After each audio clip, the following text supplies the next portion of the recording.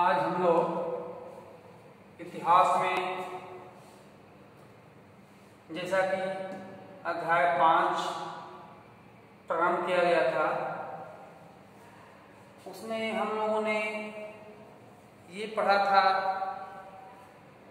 कि वास्तव में जो मुगल शासक थे और इनका जो कार्यकाल था किस प्रकार से रहा, कौन से शासक किस प्रकार के मकबरों का, मस्जिदों का निर्माण किया, यह हम लोगों ने पढ़ा।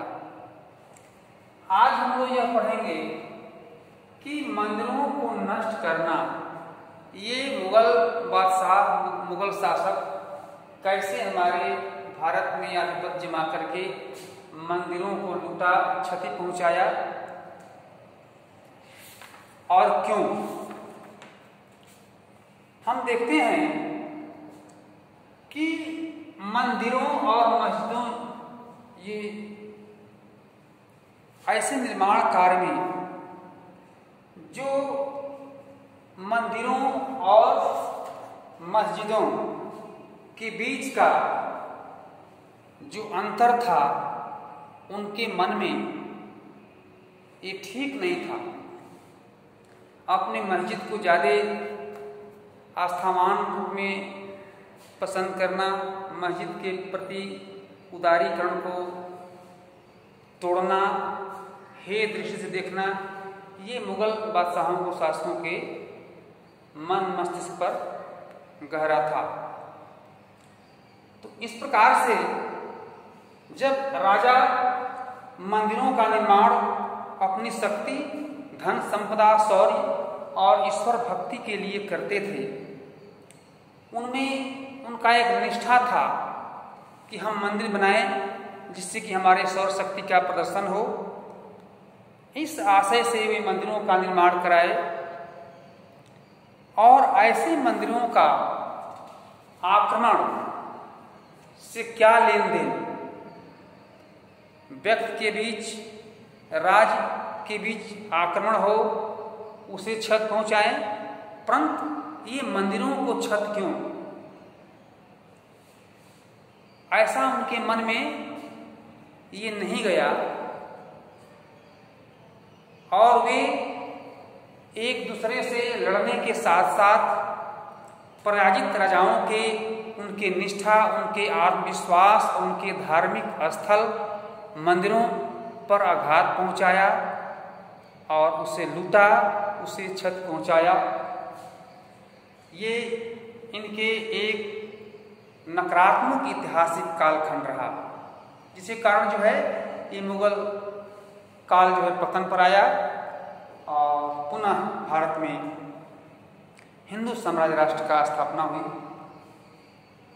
हम देखते हैं कि गजनी का सुल्तान जो महमूद राजेंद्र प्रथम का उस समय समकालीन था और भारत में अपने अभियानों के दौरान उसने पराजित राजाओं के मंदिरों को अपवित्र किया तथा उनके धन और मूर्तियों को लूटा।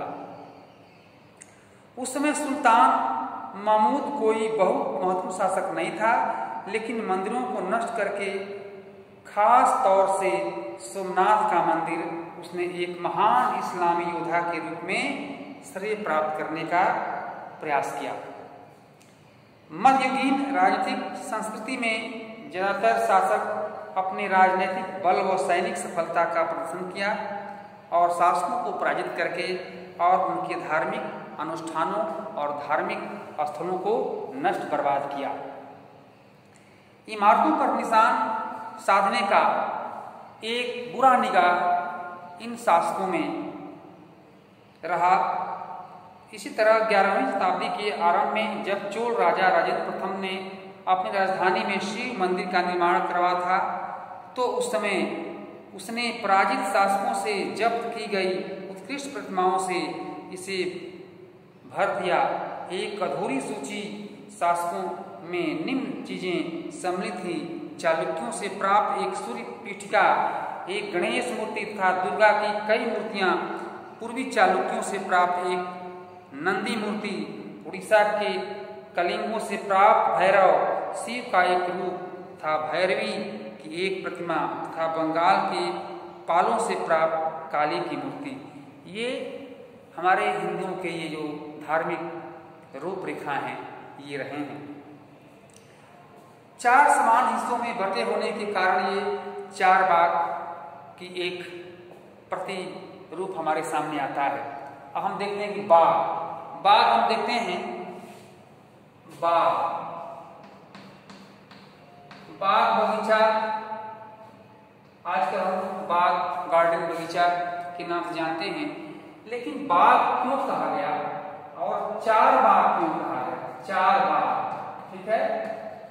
अभी आप देखते हैं अनेक शहरों में, जैसे इलाहाबाद का 4 बाग, लखनऊ का 4 बाग, दिल्ली का 4 बाग, ठीक है।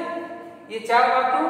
ये मुगल शासकों के कालखंड में भैया बहनों, ये इनका जो बागीचा था, जो 4 समान हिस्सों में बटे होते थे और उसमें 4 दीवारी से चारों ओर से घिरे जाते थे।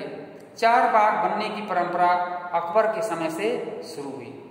कुछ सर्वाधिक सुंदर 4 बागों को कश्मीर, आगरा और दिल्ली जैसे स्थानों पर हम देख सकते हैं।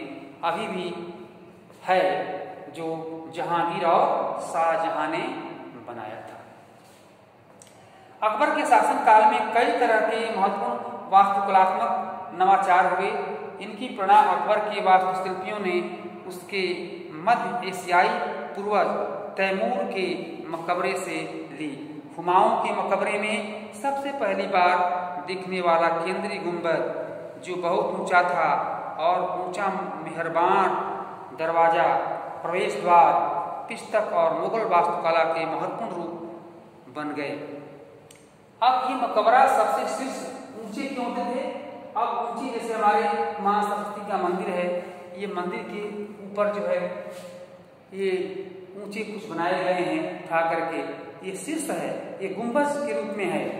जैसे शिव मंदिर का गुंबद होता है, ऊंचे होते हैं, ऐसे शासन काल में बड़े बड़े जो है ऊंचे ऊंचे मंदिरों का, मस्जिदों का ये गुंबद बनाए जाते थे। और वो बनाने के लिए दूर से, उस समय इतने जो है साधन सुलभ नहीं थे, तो कैसे उस समय 50-50, 90-90 टन के जो पत्थर थे उनको कैसे काट करके कैसे वहाँ उस गुंबद को निर्माण में लगाया गया। ये भैया बहनों वास्तव में आजकल की ये सोच में बहुत ही विचित्र है।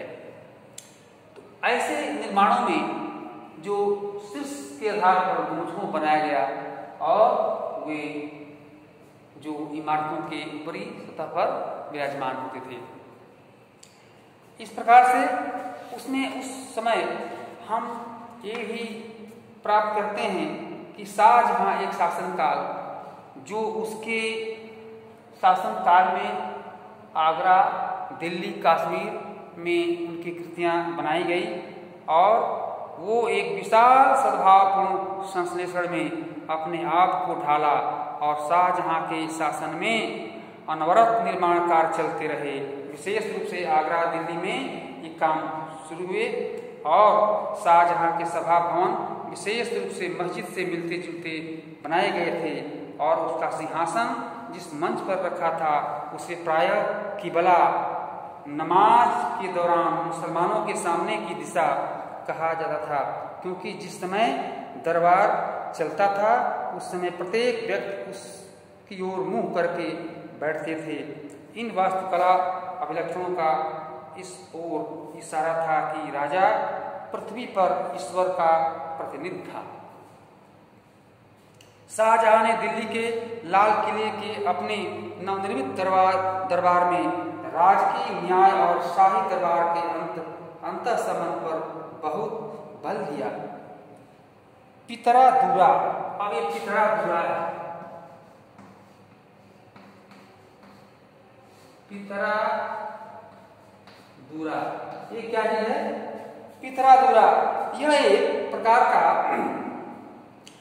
जड़ाऊ काम की ओर एक श्रृंखला बनाई हुई एक कृति है, जिसमें पौराणिक यूनानी देवता आर्फियस को बीणा बजाते हुए चित्रित किया गया था।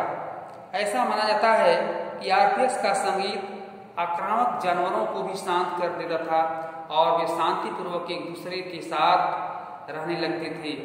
शाहजहां के सार्वजनिक सभा भवन का निर्माण यह सूचित करता था कि न्याय करते समय राजा ऊंचे और निम्न सभी प्रकार के लोगों के साथ समान व्यवहार करेगा और सभी सद्भाव के साथ एक दूसरे के साथ रह सकेंगे।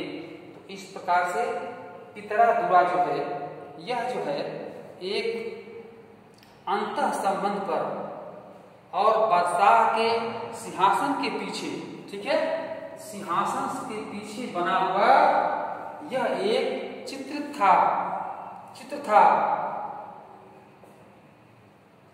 और यह जड़े हुए कांड की एक श्रृंखला बनाई गई थी, जिसमें पौराणिक ये जो यूनानी देवता, ठीक है, आरपीएस को बीड़ा बजाते हुए दिखाया गया था। जैसे पर्दा होता है ना, हम लोग पर्दा ये स्टेज पर ड्रामा करते हैं तो उसके पीछे जो है अनेक प्रकार के ऋषि मुनि महापुरुषों का, राम का, ये पराशर मुनि का, ऋषियों का, महर्षियों का, ऐसे कुछ घटनाएं का जो चित्र उसमें पर्दे पर बनाया जाता है और वो देखने से दूर से वास्तव में एक बहुविचित्र लगता था।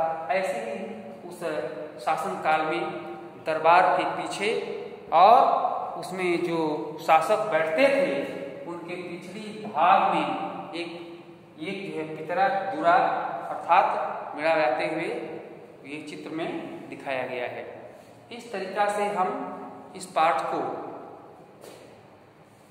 3-4 भाग में बांट करके पढ़ेंगे, क्योंकि ये अध्याय बहुत लंबा भी है और इस लंबे कालखंड में हम लोग वास्तव में पढ़ने पर ध्यान नहीं दे रहे हैं, क्योंकि ये मोबाइल बता रहा है कि आप कितने पढ़ाए हुए ये जो पीडीएफ है उसको आप देख पाते हैं। किसी तरह से आप होमवर्क में प्रश्न उत्तर लिखते हैं, कुछ भी आप लिखते भी नहीं, फिर आप स्कूल जब ओपन होगा तो उसमें आप परेशान होंगे कि हमने ये यहाँ तक नहीं किया। तो इस प्रकार से आप अभी घर पर बैठ करके वास्तव में कुछ कर नहीं रहे, केवल अधिक सो रहे हैं और घूम रहे हैं, तो ये काम ठीक नहीं। आप इसको पढ़ें भी और फिर पुस्तक से जहाँ तक पढ़ाया गया उसको पढ़ें कि वास्तव में मंदिरों को कैसे लूटा, किस किस काल में लूटा गया, चतरा पितरा क्या है, चार बाग क्या है, बागों के अंदर चरबाई चार दीवारी कैसे लगाए जाते थे, किसके कालखंड में ऐसा हुआ, ये सारी बातों आप पढ़ेंगे, उत्तर भी लिखेंगे और शेष जो आपको अधिकार दिया जाएगा उसमें आप करेंगे।